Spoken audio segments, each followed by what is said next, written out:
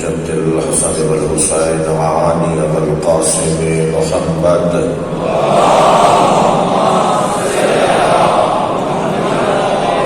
وآلہ الطیبین الطاہرین المعصومین الذین قال اللہ انما یرید اللہ لیذهب عنکم الرجس اہل البیت ویطہرکم تطہیرا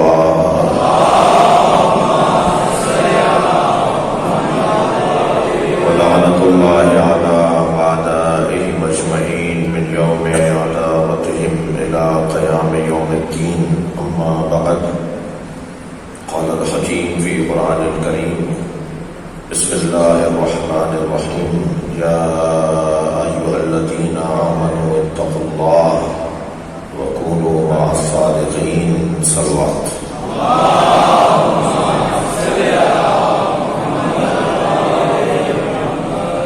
بانی مجلس، حاضرین مجلس کے مرحومین، مرحوم مغفور جناب فقیر حسین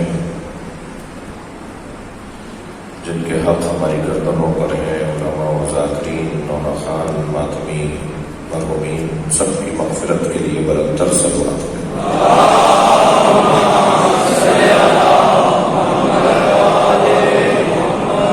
سورہ مبارکہ توبہ کی 119ویں آیت۔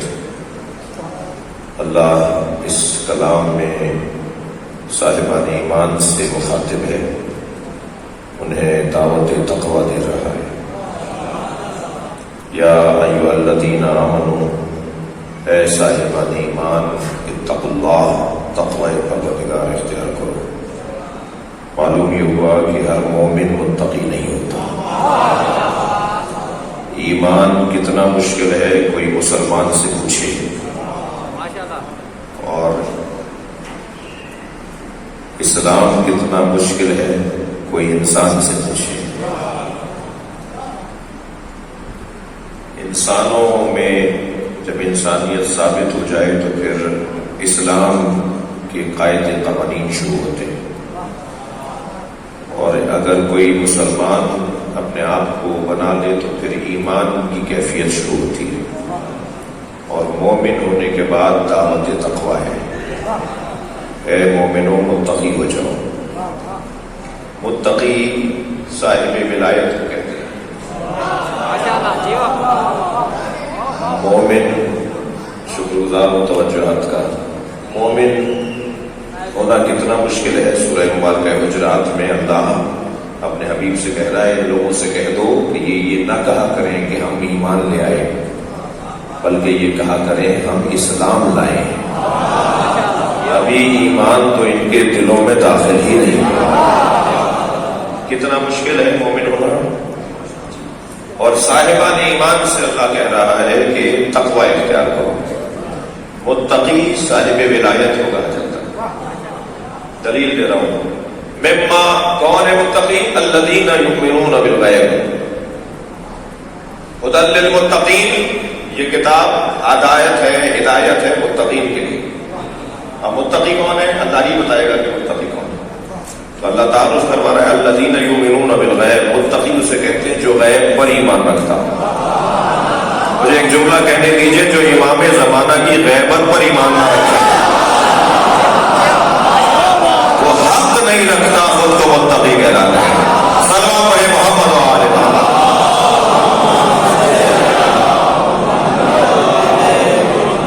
الذین یؤمنون بالغیب، متقی اسے کہتے ہیں جو غیب پر ایمان رکھتا۔ خبردار ہر چیز دیکھنے کی کوشش نہ کرنا۔ میں آپ کے توسط سے ان سے بات کر رہا ہوں جو دیکھنے کے شوقین ہیں۔ اللہ دیکھنا ہے بھائی نے، انہوں نے اپنی حیثیت دیکھی ہے؟ جو کہنا کہ مجھے اللہ دیکھنا ہے اسے کہے پہلے تم اپنا چہرہ آئینے میں جا کے دیکھو، تم اس قابل ہو کہ اللہ کو دیکھو گے؟ کہ اللہ حضرت موسیٰ سے تو کہہ رہا ہے کہ میں نظر نہیں آؤں گا، یا آج کا ملا کہہ رہا ہے میں دیکھوں گا؟ اللہ نظر آنے والا نہیں ہے، تو ہر چیز کا شوق نہیں رکھو کہ وہ نظر آ جائے۔ ہر چیز دیکھنے میں نہیں آ سکتی، اور وہ بھی میری آنکھوں سے۔ ہماری آنکھیں تو ویسے ہی دھوکہ کھاتی ہیں، یہ پنکھا آپ کے سر پہ چل رہا ہے، اس کے 3 پر ہیں، لگ ایسا رہا ہے جیسے تھال گھوم رہا ہو، جبکہ یہ 3 پروں والا پنکھا ہے۔ میں موٹر وے پر آ رہا تھا تو دور مجھے روڈ پر پانی پڑا ہوا نظر آیا، جیسے جیسے قریب گیا وہ پانی نہیں تھا، میری آنکھوں کا دھوکہ تھا۔ ایک انگارے کو آپ دائرے میں چرخش دیجئے تو ایسا لگتا ہے جیسے ایک آگ کا بھی پہیا ہے، جبکہ وہ آگ کا انگارہ ہے۔ ہمیں نظر کچھ آتا ہے اور ہوتا کچھ اور ہے۔ اللہ آپ سب کو مولا رضا کی زیارت کا شرف عطا کرے۔ جب آپ جائیں گے تو آپ زیارت نامہ بھی پڑھیں گے، تو زیارت نامے میں لکھا ہے مولا اشہد انکا تشہد مقامی و تسمع کلامی، میں گواہی دیتا ہوں کہ آپ میرے کھڑے ہونے کو دیکھ رہے ہیں، میں جو آپ کی بارگاہ میں آیا ہوں آپ مجھے دیکھ رہے ہیں کہ میں یہاں کھڑا ہوں۔ وَتَرُدُّ وَتَسْمَعُ سلامی، اور آپ میرے سلام کو سن رہے ہیں۔ وَتَرُدُّ سلامی، اور آپ میرے سلام کا جواب دے رہے ہیں۔ مگر میں کیا کروں کہ میرے کانوں میں صلاحیت نہیں ہے کہ آپ کی آواز سن سکوں۔ ضروری نہیں ہے کہ ہر چیز مجھے سنائی دے، ضروری نہیں کہ ہر چیز مجھے دکھائی دے۔ لہذا غیب پر ایمان ایک حسن ہے اہل ایمان کا۔ چپتے ہوئے جملے برداشت کر لیجیے، یہ جو چٹکیاں بھرتے ہیں کہ ان کا امام تو ہے ہی نہیں اور یہ امامت کے قائل ہیں، انہیں کہہ دیجیے کہ ہم اپنے امام کو حاضر مانتے ہیں، ظاہر نہیں مانتے۔ ہمارا امام حاضر ہے۔ ابھی اس وقت مجلس میں بلائیے بلند صلوات کے ذریعے۔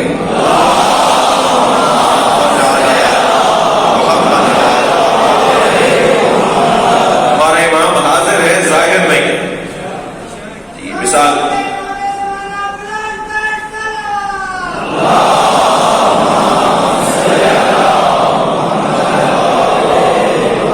توجہ کر لیا، جب امام کو ہم پہچاننے بھی لگیں گے تو وہی دن ظہور کا دن ہوگا، ورنہ موجود ہیں ہم پہچان نہیں پا رہے۔ کسی کو غیبت کہا جائے، سامرہ کی غار میں نہیں ہے، کسی حجاب میں نہیں ہے، کسی پردے میں نہیں ہے، وہ ہمارے درمیان موجود ہے۔ میں جس دن پہچانوں گا وہ ظہور کا دن ہوگا۔ غیب پر ایمان، الذین یؤمنون بالغیب ویقیمون الصلاۃ، اور متقی اسے کہتے ہیں جو نماز قائم کرتا ہو۔ نماز پڑھنے کا حکم اللہ نے قرآن میں نہیں دیا ہے، نماز قائم کرنے کا حکم دیا ہے۔ نماز پڑھنا قائم کرنے کے لیے مقدمہ ہے۔ وضو تو واجب ہی نہیں ہے بھائی، آدھی بات سن کے نہ جائے کوئی، میرے آدھے کے لیے پہنچ چلاتے ہیں۔ وضو تو واجب ہی نہیں ہے، وضو تو واجب جب ہوتا ہے جب نماز واجب ہو جائے۔ وضو کا واجب ہونا منحصر ہے نماز کے واجب ہونے پر۔ توجہ کر دیا؟ نماز کا قائم کرنا واجب ہے، اس کا مقدمہ ہے نماز پڑھنا۔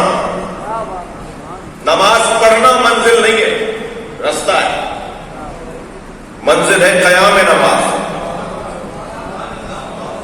یہ 2 رکعت نماز جس کے لیے جگہ پاک ہونا چاہیے، کپڑے مباح ہونے چاہیے، قبلے کی طرف رخ ہونا چاہیے، وقت کا حلول ہونا چاہیے، یہ جو 4 مقدمات نماز ہیں یہ جب پورے ہو جائیں گے تو ہم نماز پڑھیں گے۔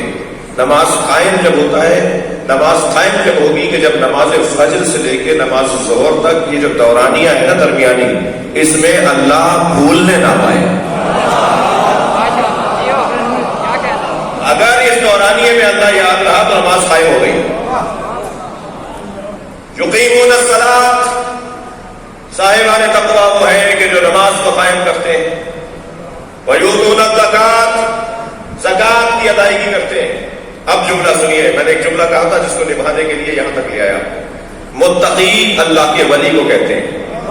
دلیل دے رہا ہوں، مما رزقناہم ينفقون، اور ہم، اللہ کہہ رہا ہے، ہم انہیں دیتے ہیں اور وہ بانٹ دیتے ہیں۔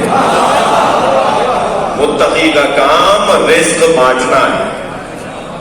تھک کر نہیں سنے تو جملہ کہوں، تم سے یہ ہضم نہیں ہوتا کہ آئمہ ہمیں رزق دیتے ہیں؟ اچھا نہیں ابھی شاید شک ہے کچھ لوگ، تو میں دلیل دوں گا نا، ایسے تھوڑی بات گزر جاؤں گا. ہم یہ عقیدہ رکھتے ہیں دلیل کے ساتھ کہ ائمہ اہل بیت ہمیں رزق دیتے ہیں، مگر یہ عقیدہ اس عقیدے کے ساتھ رکھتے ہیں کہ ائمہ کو اللہ رزق دیتا ہے. میرے مولا سجاد کی حدیث ہدیہ کر لیجئے. مولا فرماتے ہیں ان اللہ یقسم ارزاق العباد. توجہ، اللہ اپنی مخلوق کے رزقوں کو معین کرتا ہے. وَعَلَىٰ أَيْدِينَا يُجْرِيهَا، اور ہمارے ہاتھوں تقسیم کرواتا ہے. متقی اسے کہتے ہیں مما رزقناہم ينفقون، ہم انہیں دیتے ہیں اور وہ بانٹ لیتے ہیں. بات عام متقی کی ہو رہی ہے، تمہیں امیر المومنین اور امام المتقین سمجھ میں نہیں آتا؟ پھر بھی کہتے ہو کہ صاحب مدد مانگنا کیسا ہے؟ مدد اس لیے مانگی جا رہی ہے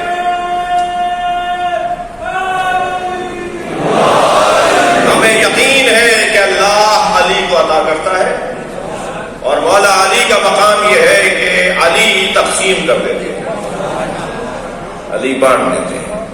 جتنا چاہوں گا صاحبان ایمان کو دعوت تقویٰ اور صاحبان تقویٰ کو دعوت معیت. یا ایھا الذین آمنوا اتقوا اللہ، اے صاحبان ایمان تقوی پروردگار اختیار کرو. وکونوا مع الصادقین، اور سچوں کے ساتھ ہو جاؤ. دیکھیے ایمان میرا اور اللہ کا مسئلہ، تقوی میری طہارت قلبی کا مسئلہ، مگر کونوا مع الصادقین اجتماعی مسئلہ ہے. اللہ نے ہمیں مدنی الطب بنایا ہے، شہری ذی حیات بنایا ہے. جنگلوں کے بھی ذی حیات ہوتے ہیں، ہمیں اللہ نے شہری ذی حیات بنایا ہے. ہم شہر میں رہنا چاہتے ہیں، اور جب شہر میں رہیں گے تو کسی کا مفاد کسی سے ٹکرائے گا، قدم قدم پہ الجھنیں ہوں گی. تو کیا کریں کہ ان الجھنوں سے بچیں؟ سماجی مسئلہ حل ہو جائے گا. سماجی مسئلے پر اللہ حل کر رہا ہے. کونوا مع الصادقین، سچوں کے ساتھ ہو جاؤ.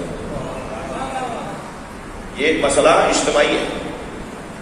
جب یہ فارمولہ معاشرے کی اصلاح کا فارمولہ ہے، جب یہ فارمولہ معاشرے میں امن و امان کو برقرار کرنے کا فارمولہ ہے، تو کیا لازم نہیں ہے، واجب اور ضروری نہیں ہے کہ ہم ڈھونڈیں کہ سچے کون ہیں؟ آخر سچے کون ہیں جن کے ساتھ ہونے کا اللہ حکم دے رہا ہے؟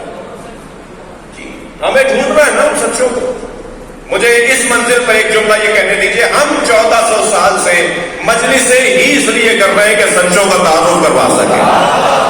صلوات پڑھیں محمد و آل محمد.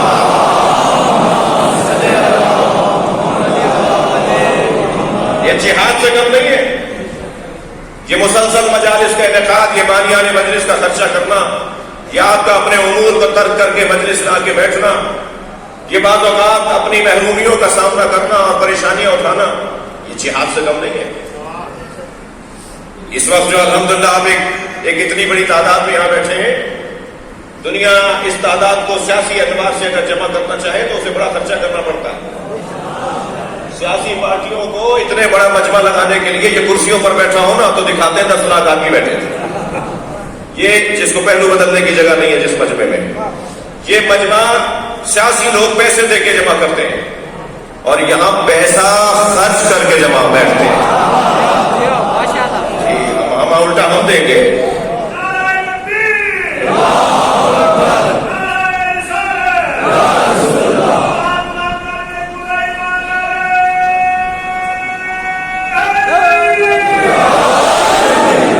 ایک سلوات.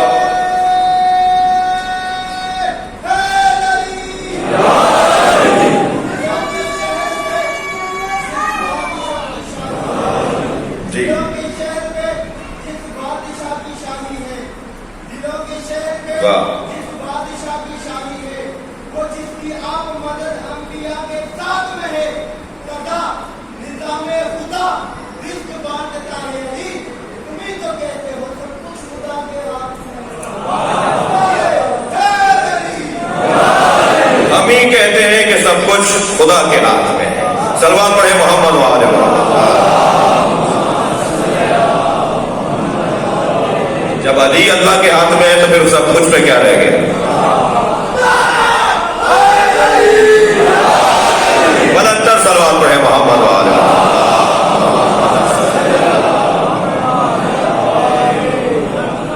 وعلی صاحبان تقوی کو دعوت معیت، ہمراہ ہو جاؤ سچوں کے۔ یہ سارا مجمع اس لیے جمع ہے کہ اپنے سچوں کے ساتھ ہونے پر اطمینان بڑھانا چاہتا ہے۔ ہم سچوں کے قافلے میں، سب سے بڑا اعزاز میرا اور آپ کا یہ ہے کہ ہم ان کے ساتھ نہیں کھڑے جن کے ساتھ کھڑے ہونے والے آج نہیں کل شرمندہ ہوں گے۔ ہر جگہ ایک ہی آواز کہ میرٹ پہ تقرریاں ہونی چاہیے، میرٹ پہ داخلے ہونے چاہیے، میرٹ پہ تبادلے ہونے چاہیے، میرٹ پہ پارٹی ٹکٹس ملنے چاہیے۔ ہم یہ مجلس کری اس لیے رہے کہ مان لو نبی کے بعد میرٹ پر۔ دیکھیے انسان کے پاس، توجہ چاہوں گا، انسان کے پاس جو کمالات اس کی فطرت کی طلب ہے، فطری طور پر جن کمالات کے ہم اور آپ ہم سب متلاشی ہیں، ان میں سب سے پہلا کمال، توجہ چاہوں گا، سب سے پہلا کمال علم۔ بہت خوبصورت لڑکا ہے، بڑا اچھا قد ہے، خاندان بھی اچھا ہے، گاڑی بنگلہ بھی بہت اچھا والا ہے، مگر نام بھی لکھنا نہیں آتا۔ بیاہیں گی بچی اپنی، ہم کو فوراً کہیں گے ہماری بچی کیا گاڑی کے ساتھ شادی ہو رہی ہے، کیا بنگلے کے ساتھ ہم شادی کر رہے ہیں؟ ہم اپنی بچی کی شادی کر رہے ہیں جس لڑکے کے ساتھ، اسے تو اپنا نام بھی لکھنا نہیں آتا۔ تو جسے نام بھی نہ لکھنا آئے، ہم اپنی بچی اس کے حوالے نہیں کریں گے، ہم اپنی بیٹی اس کے حوالے نہیں کریں گے، اس لیے کہ پڑھا لکھا نہیں۔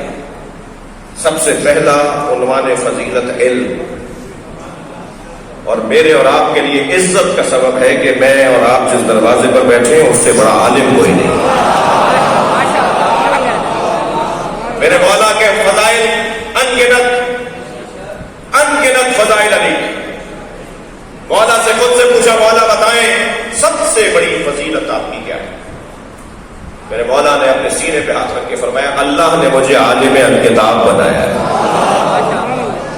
گواہ رسول بنایا ہے، رسالت پر الذی عندہ علم الکتاب، وہ کہ جس کے پاس علم کتاب۔ مولا کا علم سب سے بڑا عنوان فضیلت علی۔ ایک دو 5 مثالیں نہیں ہیں۔ مجھے تو تعجب ہوتا ہے، افسوس ہے اس سوچ کے اوپر جو یہ سوچتے ہیں کہ علی کسی نمبر پر ہیں۔ مجھے تعجب ہے ان لوگوں کی سوچ پر۔ انہیں ایک جملہ کہہ کر آگے بڑھوں، اگر آپ سن لیں، تعجب نہیں ہے، علی دنیا میں 4تھے نمبر پر ہیں اور قیامت میں پہلے نمبر پر ہیں۔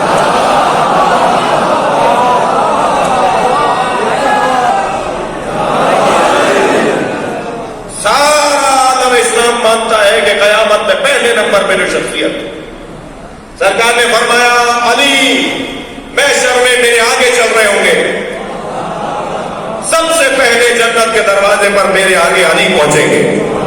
تو ایک صحابی کی آواز آ گئی، یا رسول اللہ افضل آپ ہیں، علی کے بھی مولا آپ ہیں، علی آپ سے آگے کیسے چلیں گے؟ تو نبی کو برا لگا۔ اچھا یہ بات ذہن میں بٹھا کے جائیے گا، جب بھی کوئی مولا علی کے بارے میں منفی بات نبی سے کرتا تھا نا، تو نبی غضب پروردگار بن کے ڈھانتے تھے، کہنے لگا آپ سب سے افضل ہیں، علی آپ کے آگے کیسے چلیں گے؟ تو میرے مولا نبی نے فرمایا، تم نے نہیں سنا میرا قول، یہ میرا فرمان نہیں سنا؟ علی صاحب لوائی، علی میرا علمدار ہے، اور علمدار ہمیشہ آگے چلتا ہے، لشکر پیچھے چلتا ہے۔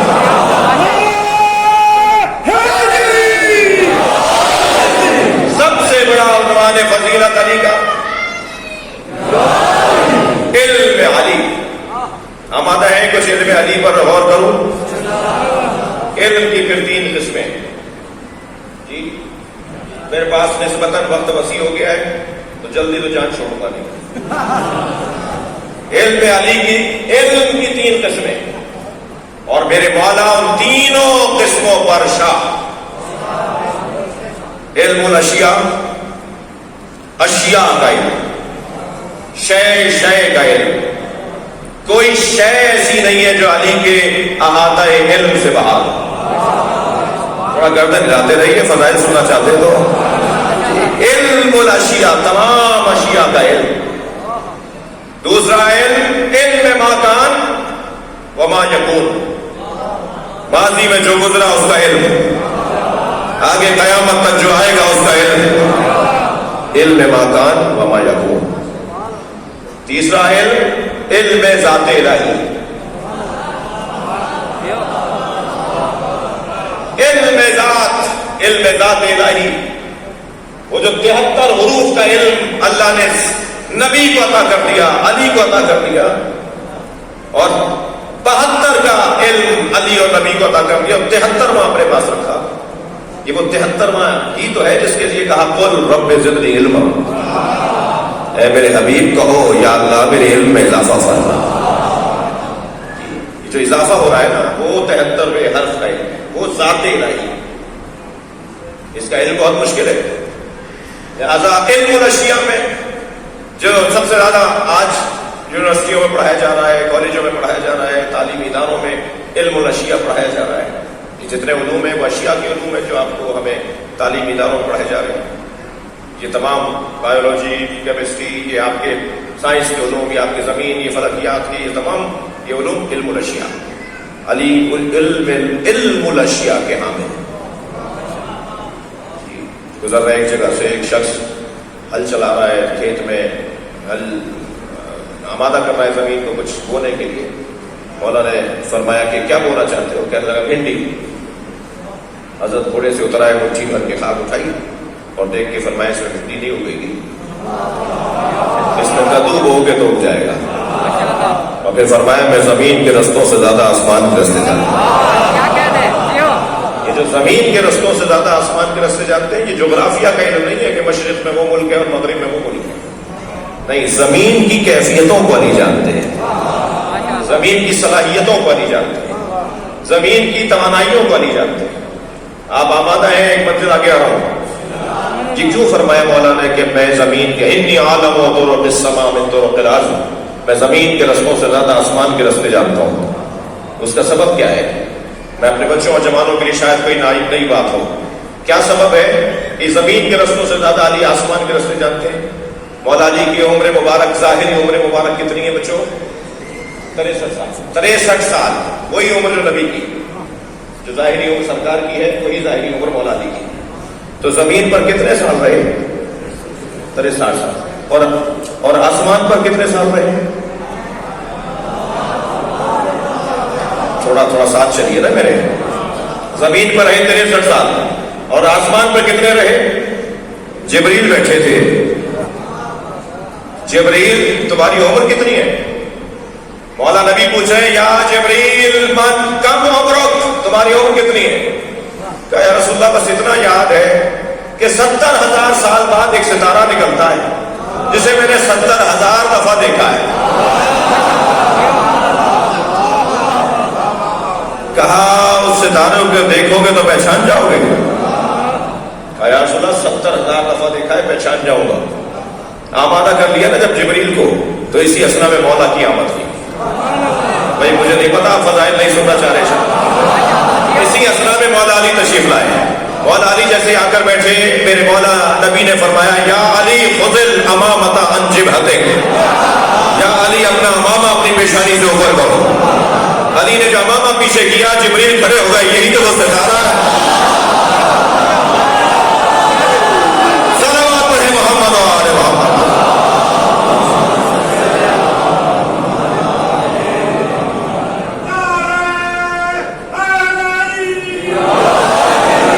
توجہ ہے؟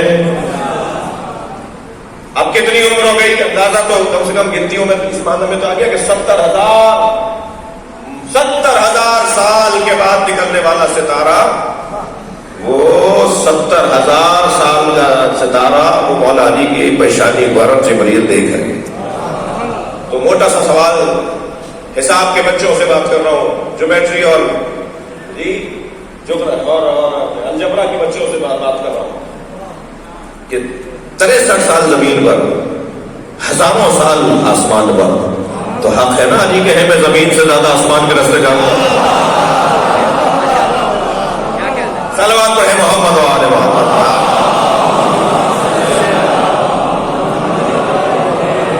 توجہ کر لیا؟ اللہ اکبر. علم الاشیاء. دوسرا علم تھوڑا بولیے. علم ماکان. ماضی میں جو کچھ گزرا علی جانتے ہیں, آگے جو آئے گا وہ علی جانتے ہیں.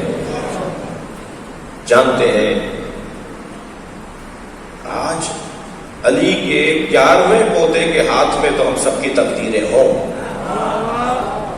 شب قدر میں, اور امام وقت کے دادا علی نہیں جانتے کہ میرے بارے میں کیا لکھا ہوا ہے, آگے کیا ہونا ہے. عظمت سیدہ کا جملہ سنیں. ایک دن مولا کائنات گھر میں داخل ہوئے, بی بی کی آواز آئی تعالی لیا, علی قریب آئیے. انی عالمۃ ما کان وما یکون ومن لم یکن. جو ماضی میں گزرا وہ زہرا جانتی ہے, جو آگے ہوگا وہ فاطمہ جانتی ہے, جو نہیں ہوگا وہ بھی میں جانتی ہوں. فرمایا یا رسول اللہ, سیدہ نے آج یہ جملہ کہا ہے. میرے مولا نبی نے فرمایا میری زہرا لوح محفوظ کو پڑھتی ہے. بھائی یہ سنگین باتیں بھائیوں کی الگ سے نہیں اترتی, لہذا میں تو گزارش کرتا ہوں ان جوانوں سے کہ اپنے ساتھ اپنے بھائی کو ضرور لایا کرو. میں بھائی جسے کہہ رہا ہوں اسی کو لائیے میرے ساتھ, دوسرا بھائی تو خود ہی آ جاتا ہے. بھائی کو ساتھ اپنے ضرور لائیے تاکہ جو معیار فہم اور جو فضائل کا باب اس جگہ پر بیان ہوتا ہے اس کے ہاضمے کا کچھ انتظام ہو سکے. جنہوں نے کچی پکی نہیں پڑھی انہیں مرچی کی باتیں سمجھ میں نہیں آئیں گی, تو تھوڑا سا بیان اونچا کرنا ہوگا. یہ آج جو مخبرین آپ نے بچھائے ہوئے ہیں نا, میری مراد کیمرے ہیں, جو کیمرے لگے ہوئے ہیں نا, یہ مسلسل مخبرین بیٹھے ہوئے ہیں اور ان کا کام جو ہے وہ قومیات سے زیادہ ذاتیات ہے. بھائی معاف کرنا, برا نہ لگے تو زیادہ سے زیادہ کر نہیں آنا. یہ اپنے ویڈیوز بناتے ہیں اور پھر اس کو یہ سوشل میڈیا پہ ڈالتے ہیں, اور بڑی سنگین باتیں بھی بیان ہو جاتی ہیں اور پھر بدہضمی ہوتی ہے بعض لوگوں کو. لیکن جہاد تو اسی کو کہا جاتا ہے کہ آپ بات بھی کر جائیں اور بات سمجھ میں بھی آ جائے. تو کوشش کرنا ہے اس ممبر کا کام, باقی ہمارا اس سے زیادہ کام نہیں ہے. علم ما کان وما یکون, آئندہ کیا ہوگا مولا علی جانتے ہیں. علم ذات الہی, اللہ کو علی جانتے ہیں. بھائی اس منزل پہ آپ کی توجہ تھوڑی سنگینی کے ساتھ چاہیے. یہ جملہ الہی فجعلنی کما تحب, یا اللہ مجھے ایسا بنا دے جیسا تو چاہتا ہے. یہ تو سارے نبیوں کے جملے ہیں. ہر نبی نے کہا ہے کہ یا اللہ مجھے ایسا بنا دے, مجھے ایسا کر دے, مجھے ایسا سنوار دے جیسا تو چاہتا ہے. یہ سب کے جملے ہیں. یہ بڑے بڑے انبیاء کرام ہوئے اور اولو العزم پیغمبروں نے کہا ہے یا اللہ مجھے ایسا بنا دے جیسا تو چاہتا ہے. مگر یہ جملہ علی کے علاوہ کسی اور کا نہیں ہے. الہی انت کما احب, تو ایسا ہی ہے جیسا علی چاہتا ہے.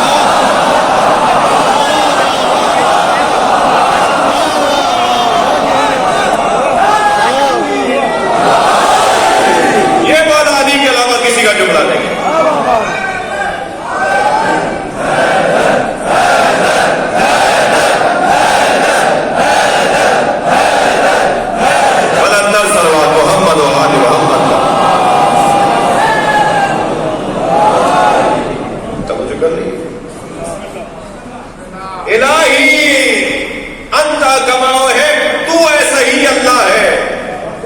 جیسا علی چاہتا ہے.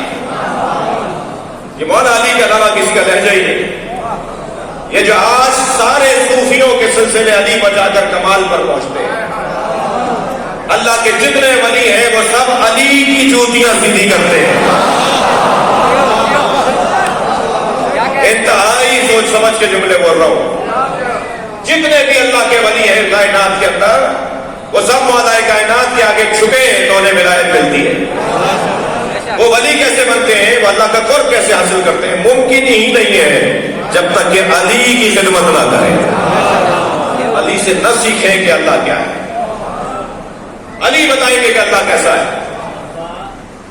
تعجب کی بات نہیں ہے جو کائنات میں سب سے زیادہ بہتر جانتا ہو کہ اللہ کیسا ہے.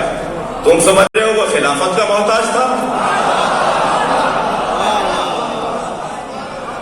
نہیں، خلافت میرے مولا کائنات کو اگر چاہیے تھی تو وہ اس لیے کہ خلق الہی کی خدمت ہو سکے، ورنہ کسی کرسی کا محتاج علی نہیں ہے، کسی کرسی کے محتاج علی محتاج نہیں ہے۔ جب بیٹھے نا اپنے دور خلافت میں چوتھے زینے پر جہاں نبی بیٹھتے تھے، حضرت عمار منبر کے ساتھ بیٹھے تھے، عمار یاسر رضی اللہ تعالیٰ عنہ علیہ السلام رضوان اللہ تعالیٰ علیہ برابر میں بیٹھے ہوئے تھے مولا علی کے منبر کے۔ مولا نے آواز دے کر کہا عمار کچھ لوگ سرگوشیاں کر رہے ہیں، کیا کہہ رہے ہیں؟ تو حضرت عمار کی آواز آئی امیر المومنین یہ کہہ رہے ہیں کہ آپ وہاں بیٹھ گئے جہاں نبی بیٹھتے تھے، آپ آمادہ ہیں یا نہیں؟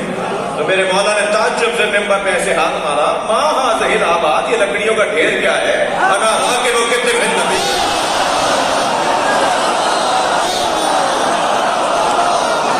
یہ تو لکڑیوں کا ڈھیر کیا ہے؟ میں تو نبی کے دوست پر بیٹھا ہوں، صلوات پڑھے محمد و آل محمد۔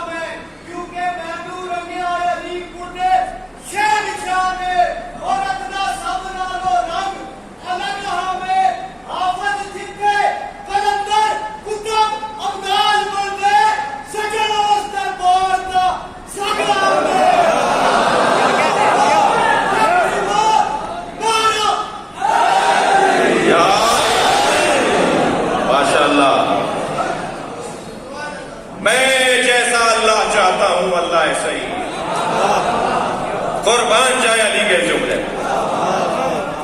پھر بھی کوئی علی کے برابری کی بات کرے تو اس پہ ہنسنے کے علاوہ اور کیا کریں؟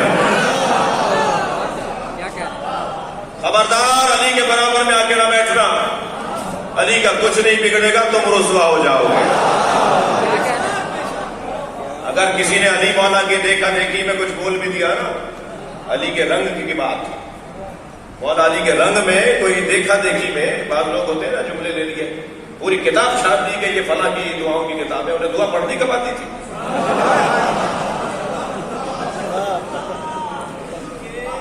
ناراض ہو رہے ہیں آپ؟ جو علی کو چھوڑ دے علی کا جاتا کچھ نہیں، جسے علی چھوڑ دے اس کا رہتا کچھ نہیں۔ ماشاء اللہ ماشاء اللہ۔ اگر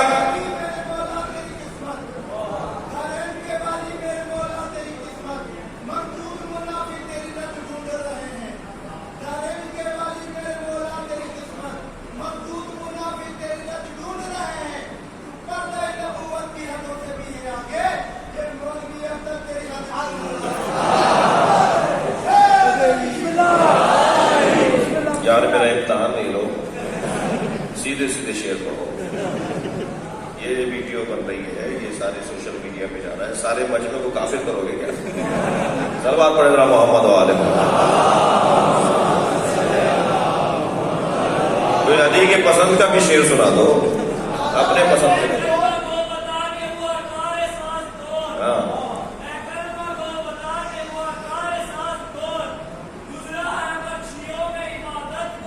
واہ،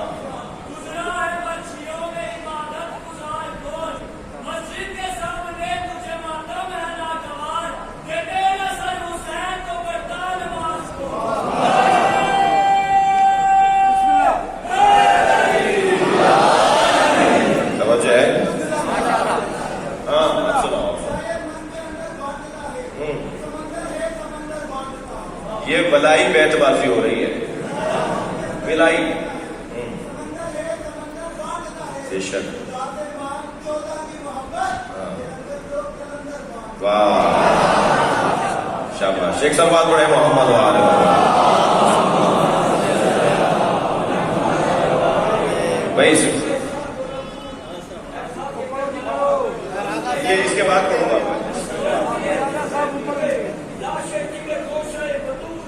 اسلامیوں کے خون سے تیری پیاس بجھ گئی اور سیراب کر گیا تجھے پورے رنگے رسول ہے داستان دراز بھی اور دل گداز بھی ہے ہمت کہاں جو دیا جائے اس کو طول کرتی رہے گی پیش شہادت حسین کی آزادی حیات کا یہ سربری اصول کچا ہے سر تیرا چلے نیزے کی نوک پر پھر بھی یزیدیوں کی اطاعت کر دے.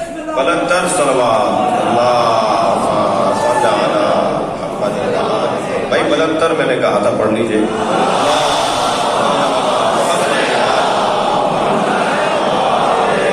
میرا وہ جملہ آپ کو ہدیہ کرنا رہ نہ جائے کہ اگر مولا علی کی دیکھا دیکھی میں کسی نے کوئی گہرا اور سنگین جملہ بول بھی دیا نا تو نبھانا مشکل ہو جائے گا، بہت مشکل ہو جائے گا. علی بول رہے ہیں، علی جب بولتے ہیں نا تو کلمات امیر المومنین آیات قرآنی کی طرح سجدہ واجب کر دیتی ہیں.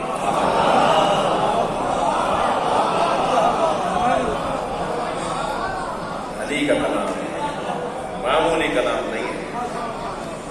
سید رضی نے نہج البلاغہ کی سند نہیں لکھی، راویوں کے نام ہی نہیں لکھی. حدیثوں میں تو راویوں کے نام لکھے جاتے ہیں کہ یہ حدیث کہاں سے ہوتی ہوئی آئی ہے. ان فلانی نام آتے ہیں، پورے شجرہ ہوتا ہے حدیث کا. میرے مولا علی کے کلام نہج البلاغہ کی سید رضی نے سند نہیں لکھی، خطبوں کی سند نہیں لکھی، کلمات اتصال کی سند نہیں لکھی. اعتراض کر دیا کہ حدیث ہے تو سند ہونی چاہیے. نہج البلاغہ کی سند ہے مگر سید رضی نے نہ لکھ کر پیغام دیا کہ کلام بتائے گا کہ علی کا ہے.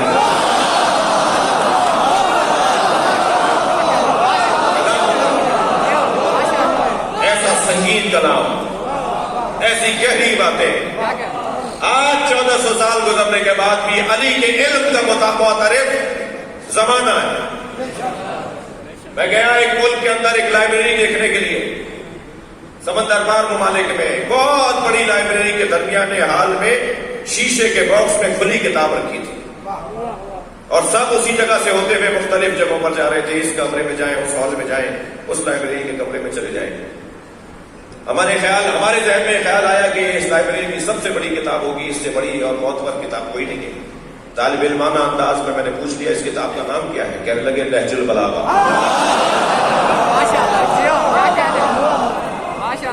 کہا ہماری لائبریری میں اس سے اونچی کتاب نہیں ہے. علم علی، علم ذات الہی جو علی نے پیش کیا. آپ ذرا غور کریں، آپ کا مزاج آمادہ ہے تو میں اسی منزل پہ فرمایا لو کشف الغطاء، علم علی پر بات ہو رہی ہے. لو کشف الغطاء لمزت تو یقینا، اگر علی کی آنکھوں کے سامنے سے حجاب ہٹا دو تو علی ایک قدم آگے نہیں آئے گا. اس کا ایمان حجاب سے پہلے بھی ایسا ہی تھا. حجاب جو تمہارے لیے حجاب ہے وہ علی کے لیے حجاب نہیں ہے. ظاہری حجاب کو ہٹا بھی دو گے تو علی کا وہی ایمان رہے گا. لو کشف الغطاء لمزدت تو یقینا. طالب علم بیٹھے ہوئے ہیں، یعنی ہم سب طالب علم ہیں نا، عالم تو صرف اہل بیت ہیں. نحن العلماء و شیعتنا متعلمون، ہم اہل بیت عالم ہیں، ہمارے شیعہ شاگرد ہیں. تو یہ جو میں کپڑے پہنے بیٹھا ہوں یہ عالموں کے کپڑے نہیں ہیں، نوکروں کے کپڑے ہیں. یہ روب جمانے کے لیے ہم نہیں پہنتے، یہ اعلان کرنے کے لیے پہنتے ہیں کہ اہل بیت کے مکتب کا کوئی سوال کر لو اور الجھن ہے تو ہم سے بات کرو، خود فیصلے نہیں کرو. ہمارا مطلب یہ ہے. اور الحمدللہ پوری دنیا میں اسی حلیے میں کر رہا ہوں. اب وہ 5-10 سال پہلے جو بدتمیزی ہوتی تھی امام ابا خبا کی، الحمدللہ اس نوکر نے اس بدتمیزی کو کم کروایا. کوئی سفر ایسا نہیں ہوتا جس میں کوئی برابر میں آ کے نہ بیٹھے اور وہ یہ نہ کہے آپ شیعہ مولوی سوال کر لوں. تو میں پہلا جواب تو اسے دیتا ہوں کہ میں پہن کے اس لیے کر رہا ہوں کہ آپ سوال کر لیں. جی ہمارے بارے میں خود سے فیصلے کرتے ہیں، ہم سے نہیں پوچھتے. کالے کپڑے میں پہنتا ہوں، جواب وہ دے بیٹھے۔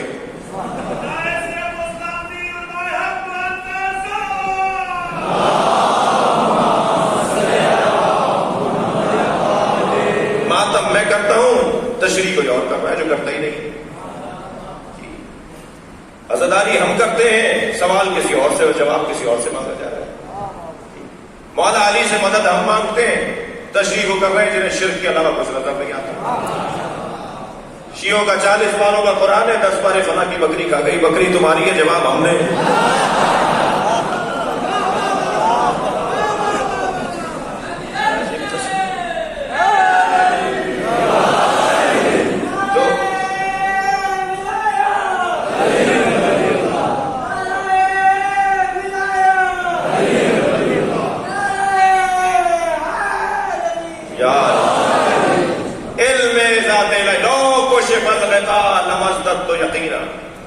علی مولا فرما رہے میری آنکھوں کے سامنے سے حجاب ہٹا دو تو میرے ایمان میں اضافہ نہیں ہوگا۔ میں اس قول کو سمجھنا چاہتا ہوں، یقین میں تو اضافہ ویسے ہی نہیں ہوتا، یقین تو آخری بات کو کہتے ہیں۔ پھر مولا کیوں فرما رہے ہیں کہ میرے یقین میں اضافہ؟ یقین تو آخری حد کو کہتے ہیں، حتی کل یقین، یقین سے اوپر کیا ہے؟ جب یقین سے اوپر کچھ نہیں ہے تو مولا کیا فرما رہے ہیں کہ میرے یقین میں اضافہ نہیں، یعنی یقین میں اضافہ ہوتا ہے کیا؟ یقین میں اضافہ ہوتا ہے کوئی نام تو بنے گا۔ تو سنیں عزیزان گرامی، یقین کی 3 قسمیں ہیں۔ علم الیقین، شاباش، عین الیقین، حق الیقین۔ علم الیقین، علم کی بنیاد پر جو یقین آ جائے، لیکن اس سے بالا تر اور یقین ہوتا ہے جو آنکھوں سے دیکھ لیں۔ کربلا کا علم خود ایک مقام ہے، مگر زری دیکھنا، زری سننے کے برابر نہیں ہے۔ وہاں جائیں گے تو آنکھوں سے دیکھیں گے۔ علم الیقین کے بعد عین الیقین، اور عین الیقین کے بعد حق الیقین۔ یعنی حق الیقین کو اگر میں اپنے لب و لہجے میں کہوں اور مجھے پتا ہے کہ میں کیا کہہ رہا ہوں، تو میں یوں کہوں گا کہ غوبوا فی علی کما ہوا ذاب فی اللہ۔ علی میں ایسے گم ہو جاؤ جیسے علی اللہ میں گم ہو گیا۔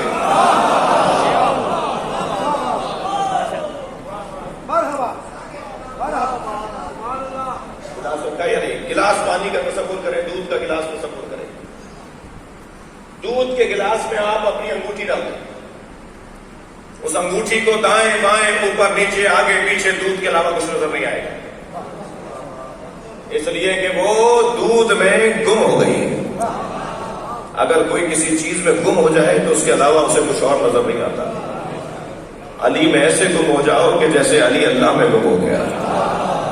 اگر میں علی میں گم ہو گیا، دقت ہے، اگر میں علی میں گم ہو گیا تو مجھے علی کے علاوہ کچھ اور نظر نہیں آئے گا۔ تسلی دے رہا ہوں علی کے دشمنوں کے ماننے والوں کو، علی کے دشمنوں سے جو محبت کرتے ہیں انہیں تسلی دے رہا ہوں، ہم علی میں گم ہیں، ہمیں علی کا دشمن نظر ہی نہیں آتا۔ تم مطمئن رہو، کل پتا چلے گا کہ تمہارا کیا حال ہے۔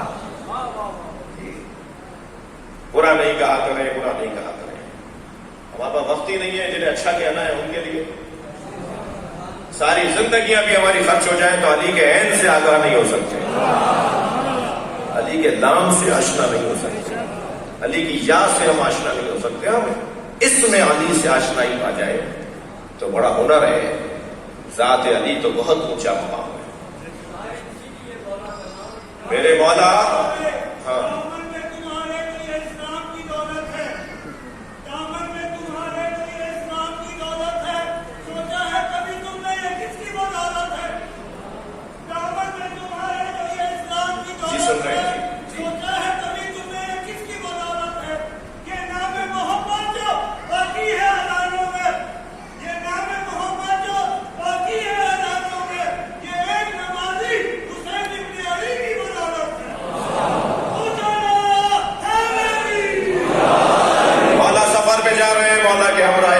مسافر بھی ہے۔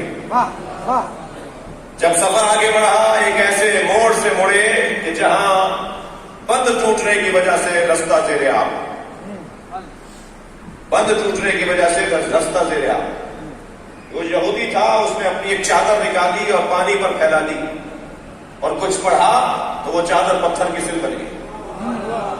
اپنا گھوڑا لے کر اس طرف چلا گیا. مولا وہیں کھڑے ہوئے جہاں پہلے یہودی تھا. کہنے لگا میں اس طرف آ گیا، آپ کیسے آئے؟ کہ حضرت نے فرمایا تم کیسے آئے؟ کہا میرے پاس اس میں اعظم ہے. کہنے لگا میرے پاس اس میں اعظم ہے. مولا نے کوئی چادر نہیں ڈالی گئی پانی میں، اپنے دلدل سے کہا چلو. گھوڑا جہاں پیر رکھتا تھا وہ پتھر کی جگہ ہو جاتی. علی کا گھوڑا پانی پہ چلتا ہوا اس طرف گیا. تعجب سے کہنے لگا میرے پاس تو اس میں اعظم ہے، آپ کے پاس کیا ہے؟ حضرت نے فرمایا وہ اس میں اعظم کیا ہے؟ کہا آخری نبی کے وسیع علی کا نام.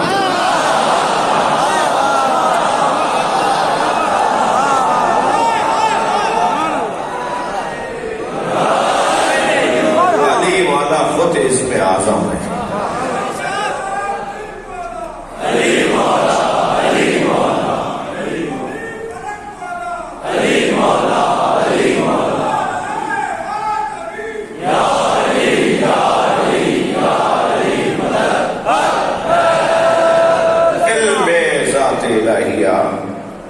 اس میں علی علی ہے، مولا سے بڑا کوئی اور نہیں ہے. عزیزو، سب سے بڑی فضیلت علم.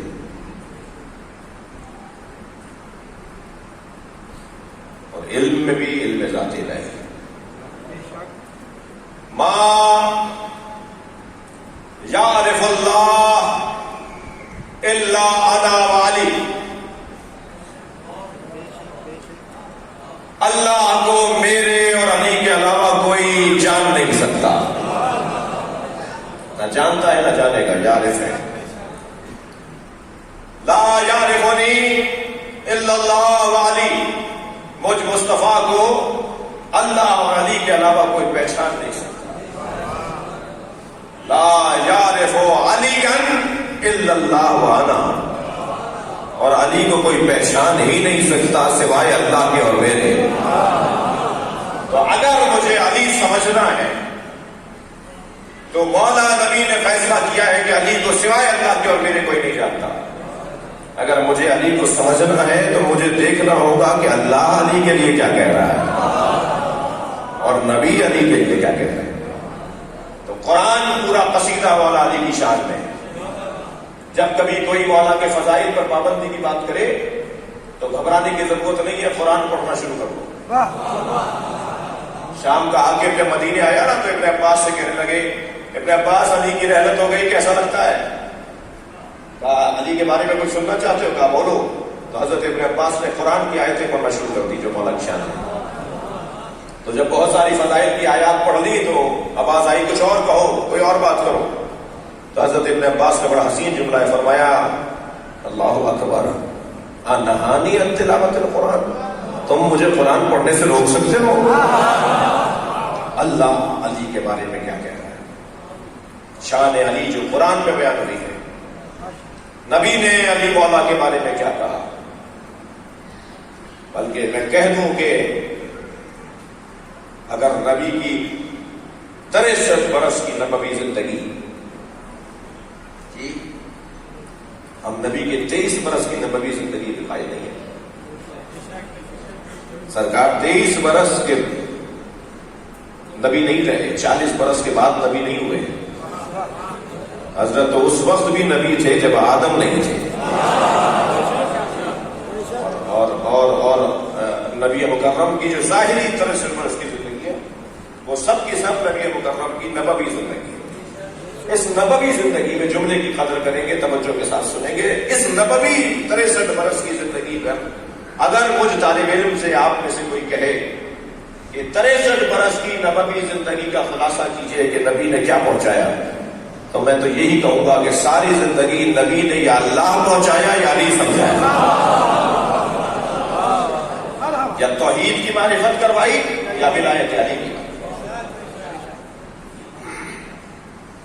علم ذات الہی، یہ علم علی کا سب سے بڑا عنوان.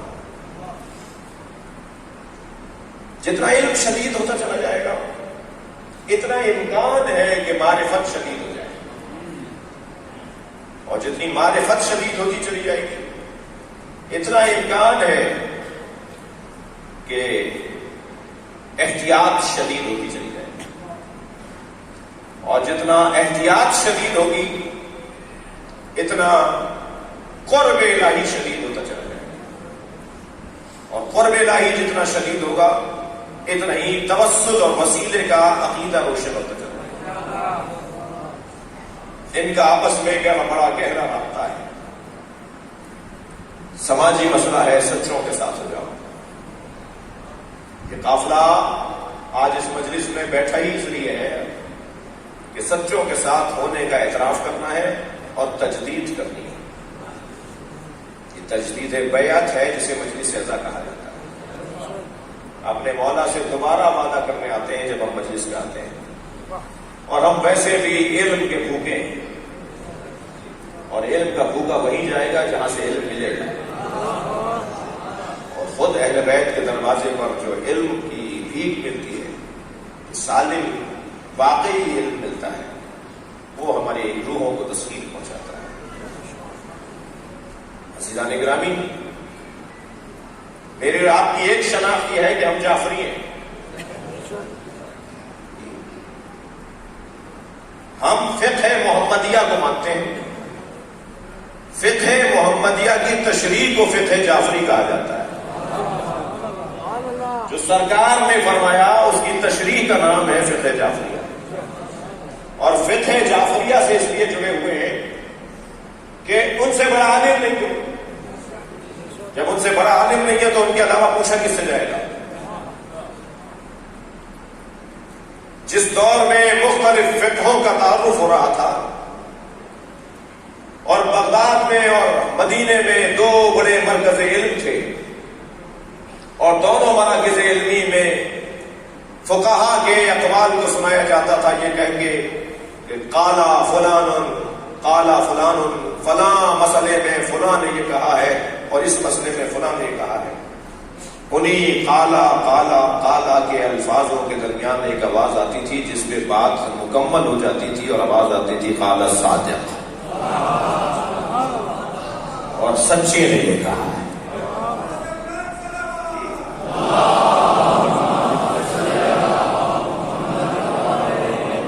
مضبوط ترین قول۔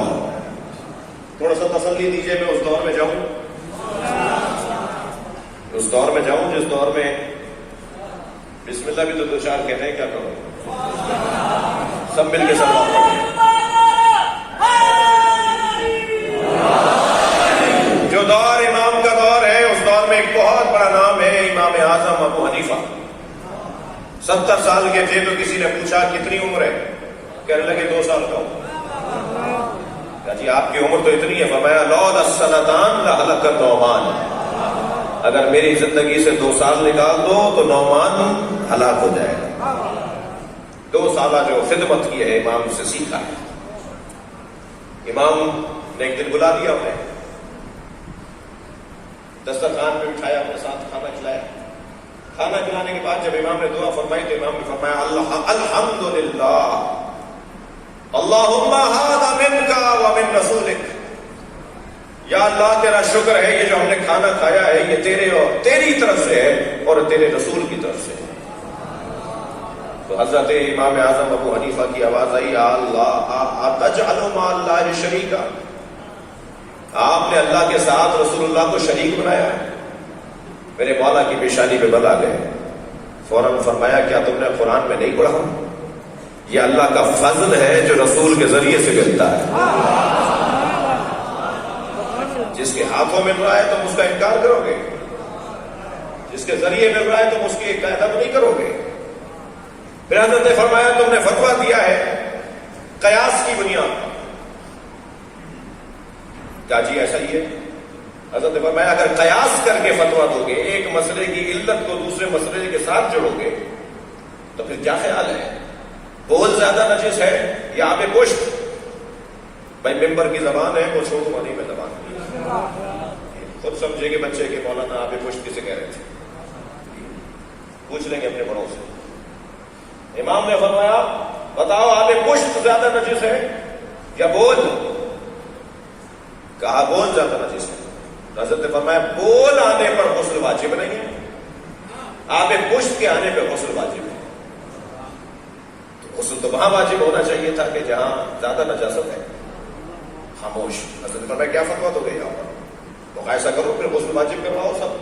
جب بھی کوئی دن میں 10 دفعہ بھی اگر بول کرنے جائے تو ہر دفعہ پہ غسل کر کے آئے. حضرت نے فرمایا نماز افضل ہے یہ روزہ؟ کہنے لگے نماز. حضرت نے فرمایا ایام عادت میں جو خواتین سے نماز چھوٹ جاتی ہے اس کی قضا نہیں ہے، روزہ چھوٹے تو اس کی قضا ہے.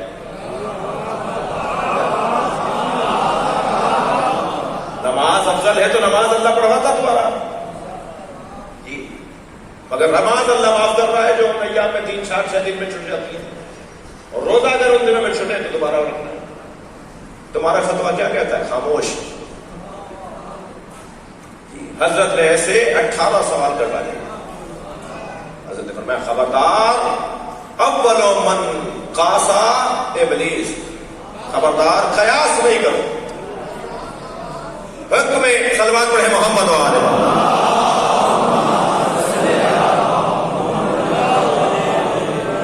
اور وہ شکریہ ادا کر کے گئے. عزیزان گرامی اگر میرے مولا نے احکام شریعہ میں، احکام الہیہ میں قیاس کے بند کو نہ توڑا ہوتا تو آج مسلمانوں کی حالت بدترین ہوتی. 56 اسلامی ممالک میں 1.5 ملک ہیں جہاں اہل بیت کی تعلیمات کے مطابق بات ہوتی ہے. 1.5 ملک ہیں جہاں ائمہ اہل بیت کی تعلیمات کے مطابق فیصلے ہوتے ہیں.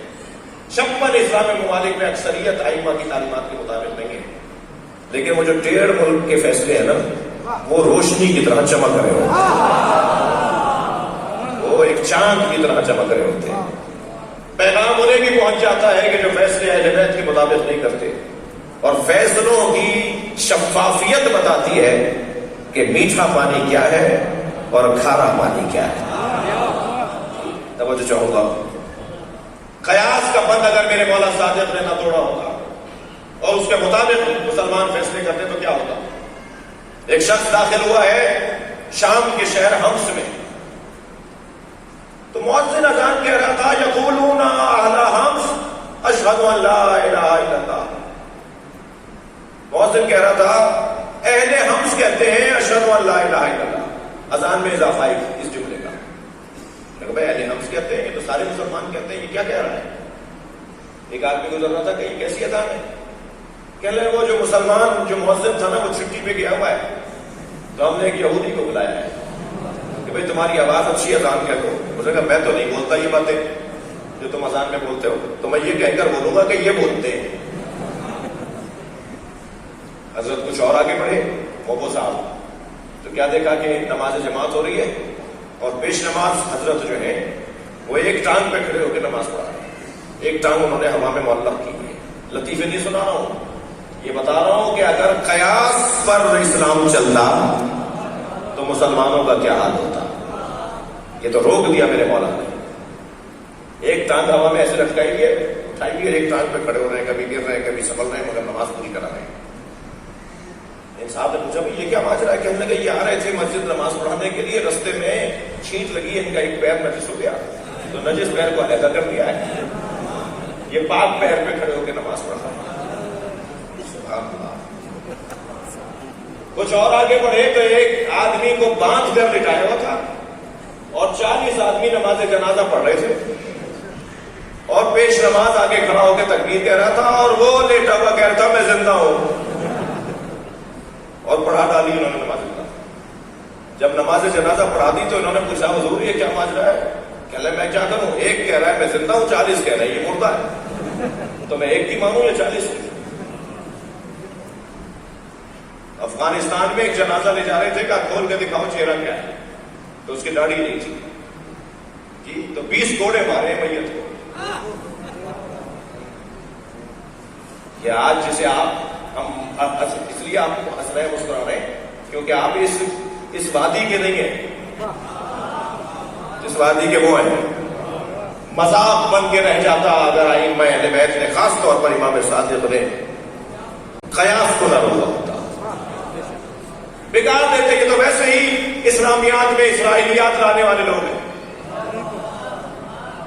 اسلامی تعلیمات میں اسرائیلیات کو بھر دیا۔ شرمندہ ہوتا عالم اسلام، مسلمان شرمندہ ہوتے اگر اہل بیت نہ ہوتے۔ میرے مولا نے بند مان دیا، خبردار قیاس کے مطابق فیصلے نہیں ہوں گے۔ اور جس انداز سے امام نے اپنا دور گزارا ہے،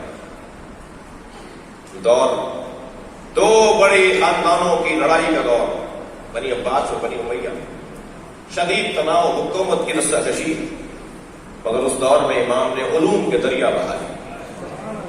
جعفر جنت میں ایک بہنے والی نہر کو کہتے ہیں،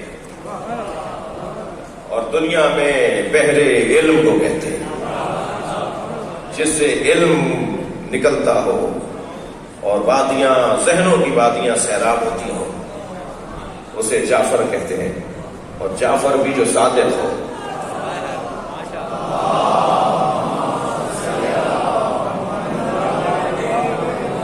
میں نے بہت زحمت دی، آپ کو بہت دیر لگائی، لیکن عزیزو میں تو اس باب میں بھی دیوانہ سا ہوں کہ جتنا اللہ نے ہم پہ کرم کیا ہے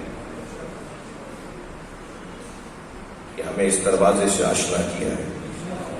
ماں باپ کا احترام اس وجہ سے بھی کریں کہ وہ پاک طینت ہیں، انہوں نے ہمیں انگلی پکڑ کر لاتے تھے، گودی میں اٹھا کر لاتے تھے، اور ماؤں کا تو ہم پر دوہرا احسان ہے، ہم پیدا ہونے سے پہلے کے حسینی ہیں۔ ہماری ماں مجلس میں جب آتی تھی ایام حمل میں، جب ابھی ہم دنیا میں آئے نہیں تھے، تو ہم ماں کے شکم میں حسین حسین سنتے تھے۔ بچہ ماں کے شکم میں بولتا نہیں ہے، دیکھتا نہیں ہے، چکھتا نہیں ہے، سونگھتا نہیں ہے، مگر سنتا ہے۔ اور ہم کیا سنتے تھے؟ جو ہماری ماں سنتی تھی۔ ہماری ماں کیا سنتی تھی؟ حسین حسین حسین حسین، اور ہم بھی سنتے تھے، لہذا ہم سے کوئی یہ نام چھین نہیں سکتا۔ انشاءاللہ ہمارے بدن کے قطرے قطرے سے حسین حسین کی آواز آئے گی۔ عزیزو، جب فضائل کا باب رکتا ہے تو مسائل کے باب میں حالت غیر ہونے لگتی ہے۔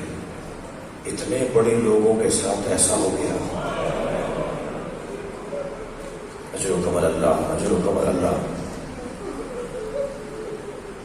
جنہوں نے لوگوں کو علم دیا، جنہوں نے لوگوں کو تقویٰ بتایا، جنہوں نے لوگوں کو شجاعت اور سخاوت کا سبق دیا، جو اپنے قاتل کو بھی شربت پلاتے ہو، جو کربلا کے میدان میں بھی لوگوں کو مارتے مارتے، امام حسین نے 10 سپاہیوں کو ایک شخص نے دیکھا کہ چھوڑ دیا، حسین اسے جانے دیا، بھاگنے دیا، تو جو دیکھ رہا تھا، نوٹ کر رہا تھا کہ حسین ایسے لوگوں کو جانے دیتے ہیں، مارتے نہیں ہیں، تلوار گردن پر تھی، ایک جنبش میں سر اتر جاتا مگر ہٹا لی کہ یہ چلا جائے، تو اس نے آواز دے کر کہا، اے حسین، تم لوگوں کو مارتے نہیں ہو، چھوڑ دیتے ہو۔ تو امام نے اسے جواب دیا، اس کی نسل میں مومن آنے والا ہے۔ چار ہو گئے،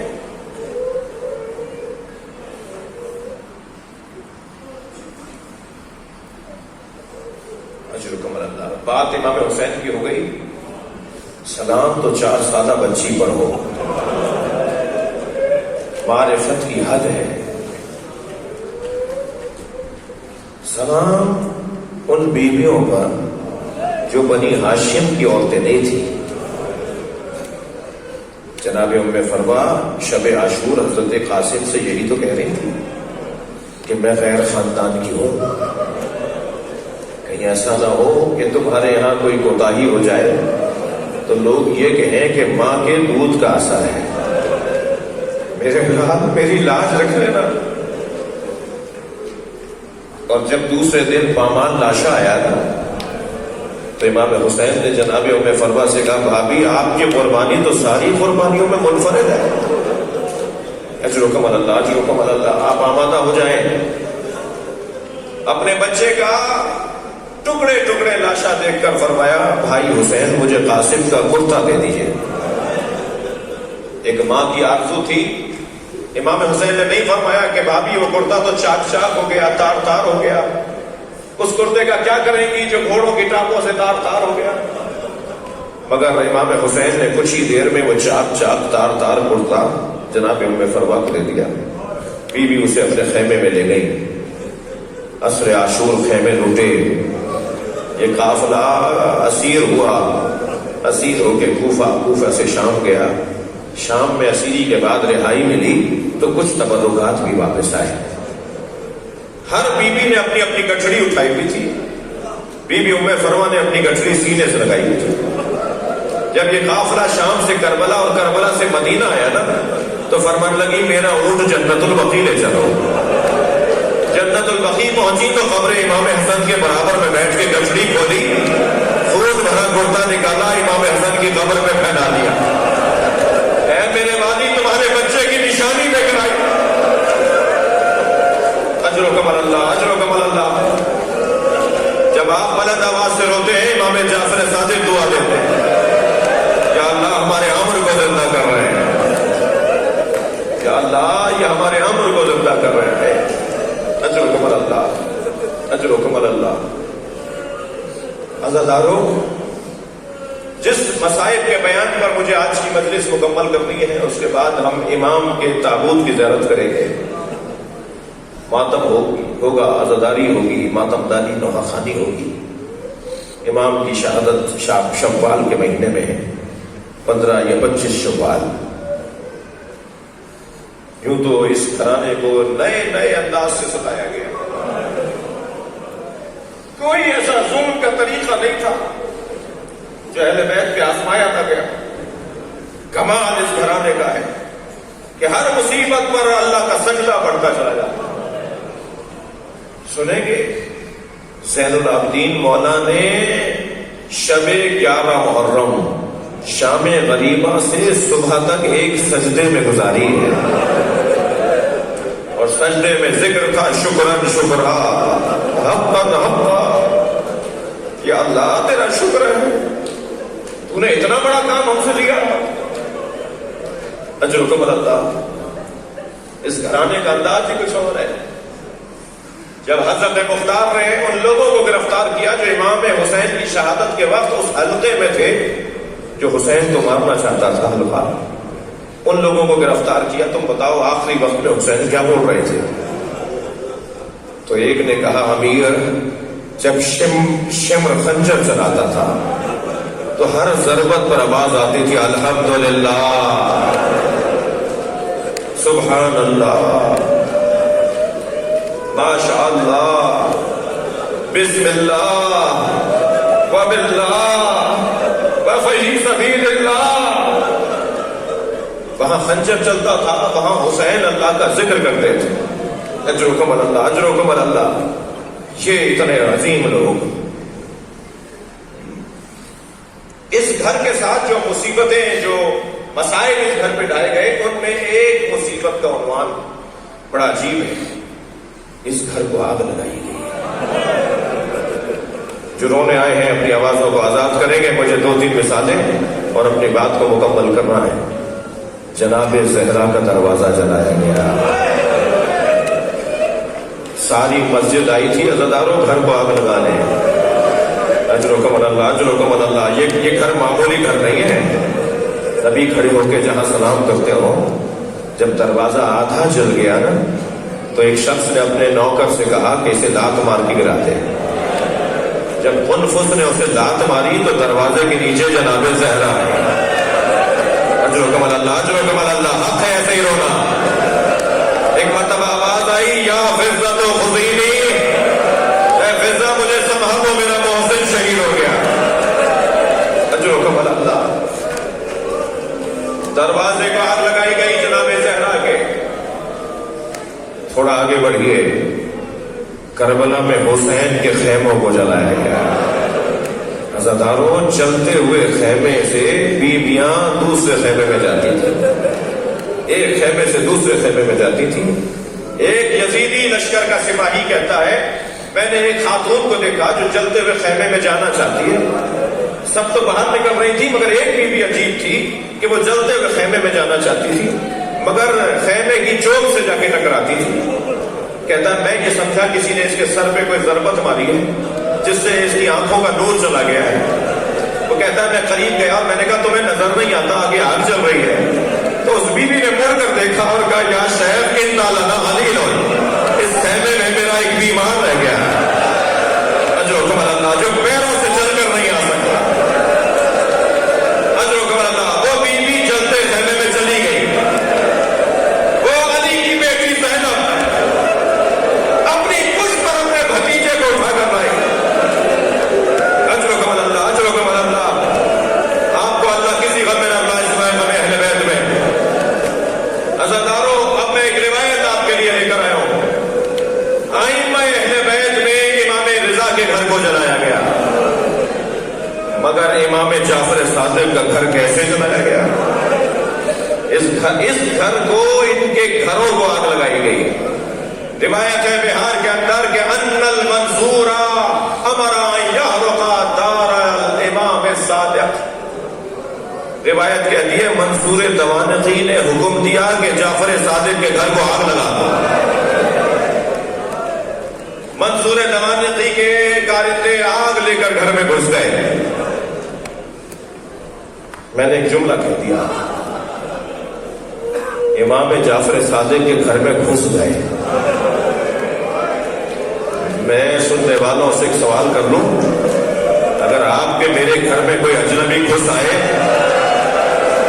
شاید ہمیں 10 دن تک کھانا اچھا نہ لگے۔ ہمارے گھر میں ایک اجنبی گھس آیا، امام گھر میں ہیں اور گھر میں اجنبی داخل ہو رہے ہیں، اور ایک مرتبہ جگہ جگہ جا کر انہوں نے آگ لگانا شروع کی۔ روایت کہتی ہے کہ گھر کو آگ لگائی گئی، والعلویات داخل الدار، اور سیدانیاں گھر میں تھی۔ ایک جملہ رونے کا جملہ ہے، امام جعفر صادق کے گھر کو آگ لگائی گئی اور سیدانیاں گھر میں تھیں۔ وارتفعت اصواتہن، بڑا سخت جملہ ہے، بیویوں کے رونے کی آوازیں باہر تک آ رہی تھیں۔ بھائی اونچی آواز میں رونا حق ہے، اور اتنا اونچی آواز میں رویا کریں کہ وہ آوازیں جو رونے کی تھیں انہیں ایک پرسہ ہو، انہیں ایک پرسہ ہو کہ مولا آپ کے چاہنے والے جمع ہیں۔ وارتفعت اصواتہن، بیویوں کے رونے کی آوازیں باہر۔ وخرج الامام الصادق علیہ قمیص بیضاء، مولا اس حالت میں گھر سے باہر آئے کہ آپ کے سر پہ امامہ نہیں تھا، آپ کے دوش پر ابا نہیں تھی، پیروں میں نالیں نہیں تھی، اور روتے ہوئے آ رہے تھے حزیناً وباکیا۔ امام روتے ہوئے باہر نکلے۔ امام سے چاہنے والوں نے پوچھا، امام کی خدمت میں کچھ لوگ داخل ہوئے اور کہا وَدَخَلُوا عَلَيْهِ بَعْضُ شِيَعَتِهِ، کچھ شیعہ چاہنے والے پہنچے جب یہ خبر عام ہوئی، اور امام سے کہا مولا کیا ہوا؟ امام نے فرمایا جب میرے گھر میں آگ لگ رہی تھی، نظر تو الی نسائی و بناتی، مجھے ایک بات رلا رہی ہے کہ جب میرے گھر میں آگ لگ رہی تھی تو میں دیکھ رہا تھا کہ میری بیٹیاں، میرے گھر کی بیویاں من حجرۃ الی حجرہ، ایک حجرے سے دوسرے حجرے، من مکان الی مکان، ایک جگہ سے دوسری جگہ جا رہی تھی، اور وہ پکار کے کہہ رہی تھی کہ ہمارے کپڑوں میں آگ لگ رہی ہے۔ میرا رونا، امام صادق فرماتے میرا رونا اس بات پر ہے کہ کربلا میں حسین کی بچیوں کو جب خیموں میں آگ لگی تو کپڑوں میں آگ لگ رہی تھی۔ سکینہ پکار کے کہہ رہی تھی کوئی ہے جو ہماری مدد کرے؟ اجر و کمال اللہ، مجلس مکمل ہو گئی، تعامل کی زیارت کریں گے۔ کچھ مدت کے بعد اسی منصور نے امام صادق کو زہر دے دیا، امام نے زہر کا اثر لیا اور امام اس دنیا سے جا رہے ہیں۔ میں مجلس مکمل کر رہا ہوں۔ امام موسیٰ کاظم نے جنازہ اٹھایا، اور جب جنازہ اٹھایا نا امام نے تو امام کی آنکھوں میں آنسو تھے۔ سب سے بڑا جنازہ ہوا ہے مدینے میں امام صادق کا، مجمع سب سے زیادہ ہے، ائمہ کے جنازوں میں سب سے زیادہ جنازہ، سب سے بڑا جنازہ امام صادق کا۔ امام موسیٰ کاظم رو رہے تھے، پوچھنے والوں نے پوچھا تو فرمایا سلام ہو میرے جد حسین پر جن کا لاشا 3 دن بے گوروں کا فرد رہا، کوئی نہ تھا جو زہرا کے لال کا جنازہ اٹھا، زینب مڑ مڑ کر دیکھتی رہی، سکینہ بابا کو دیکھ دیکھ کر روتی رہی، رباب سلام کر کے گزر گئی، مگر حسین بے گوروں کا فرد رہے۔ اللہ لعنت اللہ